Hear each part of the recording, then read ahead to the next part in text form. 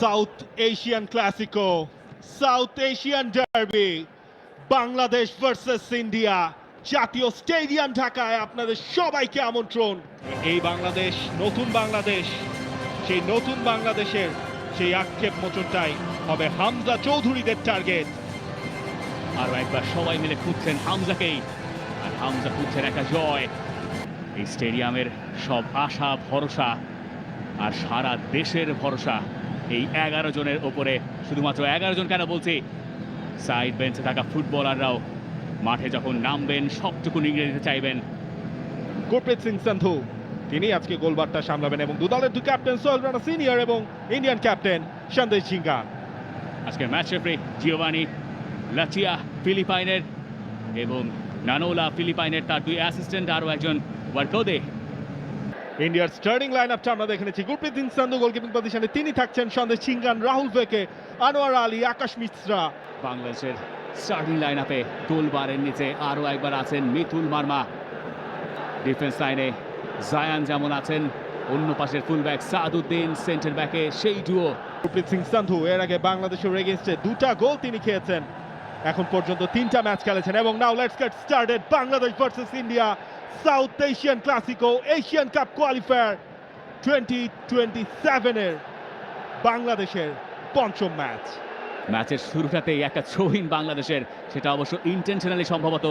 আজকাল যেভাবে কিক অফটা দলগুলো করছে অনেকটা তেমন।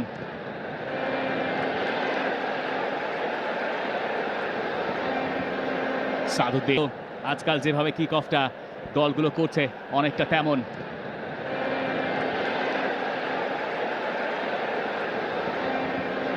সাদউদ্দিন সেই ম্যাচের পরও আরো কয়েকবার বাংলাদেশ মুখোমুখি হয়েছে ইন্ডিয়ার, পার্টিকুলারলি আরো 3বার। রেফারি বলছেন হাই ফুট, আর হামজা বলছেন কোথায়। একটা জয়ের চাপ তাকে নিতে হচ্ছে। মোরসালিন ক্লিয়ার করছেন এবং সেখানে আছেন রাকিব, অন্য পাশে মোরসালিন ঢাকায় দৌড়ে যাচ্ছেন, রাকিব দৌড়াচ্ছেন, পাসটা কি পাওয়া যাবে? শেখ মোরসালিন, শেখ মোরসালিনের গোলে বাংলাদেশ লিডে। ইন্ডিয়ার এগেইনস্টে স্বপ্নের শুরু লাল সবুজের। বাংলাদেশ এগিয়ে গেছে, বাংলাদেশ গোল করেছে, শেখ মোরসালিন তিনি গোলটা করলেন।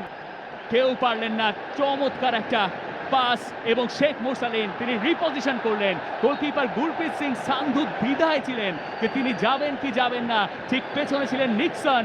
নিক্সনকে বোকা বানিয়ে শেখ মোরসালিন গিয়ে সবার আগে বলটায় টাচ করলেন এবং দলে ফিরে স্কোর শিটেও নাম তুললেন মোরসালিন। নাম্বার 7 এবং বাংলাদেশ যেটা ঘুরিয়ে দিতে চাইবে, সল্টলেকেও বাংলাদেশের লিড ছিল, তবে এবার কিন্তু বাংলাদেশের কাছেই আরো একবার রাকিব। এবার অবশ্য তিনি রাইট ফ্ল্যাঙ্ক থেকে অপারেট করছেন, আকাশ মিশ্রাকে ছিটকে ফেললেন এবং আরো একটা সাপ্লাই। সেখানে শেখ